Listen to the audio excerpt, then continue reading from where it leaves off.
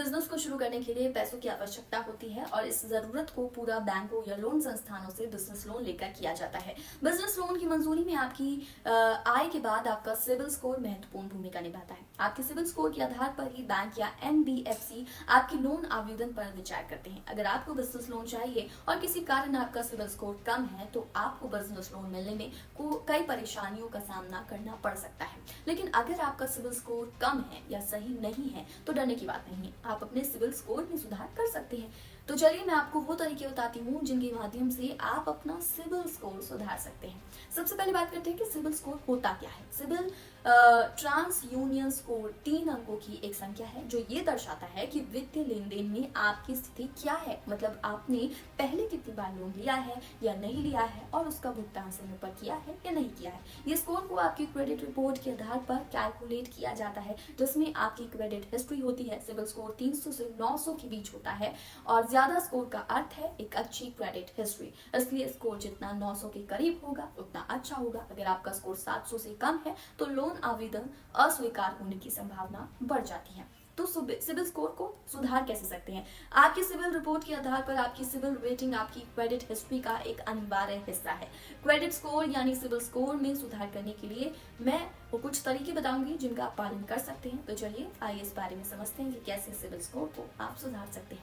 Loan का तय समय पर भुगतान करना। सबसे पहले अगर आप अपने पिछले या वर्तमान लोन की ईएमआई का भुगतान तय समय से भुगतान नहीं कर रही हैं तो आपके सिविल स्कोर पर इसका नकारात्मक असर पड़ता है। अगर आपने ईएमआई नहीं भरी है, देरी से भरी है तो आपका सिविल स्कोर कम हो जाता है। इसमें सुधार के लिए आपको अपने पिछले वर्तमान लोन की ईएमआई का तय समय से भुगतान करना चाहिए।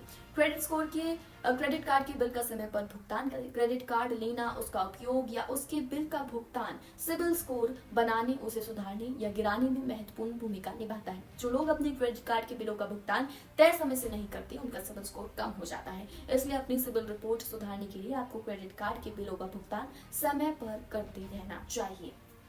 वही तीसरे तरीके की बात करें तो क्रेडिट लिमिट का उपयोग। जैसे कि मैंने बताया कि क्रेडिट कार्ड सिविल स्कोर में महत्वपूर्ण भूमिका निभाता है। जब आप क्रेडिट कार्ड लेते हैं तो आपको उसमें खर्च करने के लिए क्रेडिट लिमिट दी जाती है। अपने स्कोर को सुधारने और अच्छा बनाए रखने के लिए जरूरी है कि आप उस लिमिट का 30% से ज्यादा उपयोग ना करें। इससे क्रेडिट रेशियो भी कहा जाता है। अगर आप ज्यादा उपयोग करते हैं तो आपको क्रेडिट का अधिक उपयोग करने वाले व्यक्ति के रूप में देखा जाता है, जो आपके सिविल स्कोर पर नकारात्मक प्रभाव डालता है।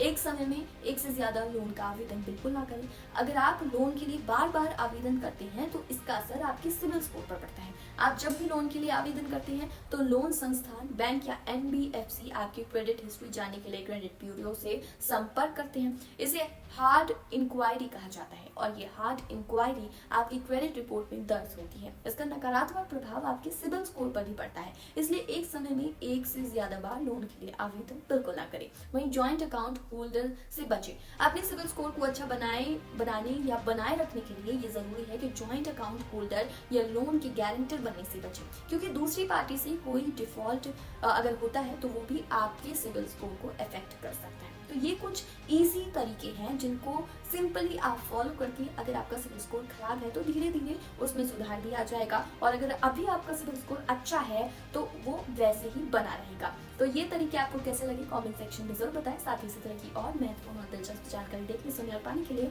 हमारे चैनल को सब्सक्राइब करना ना भूलें। धन्यवाद।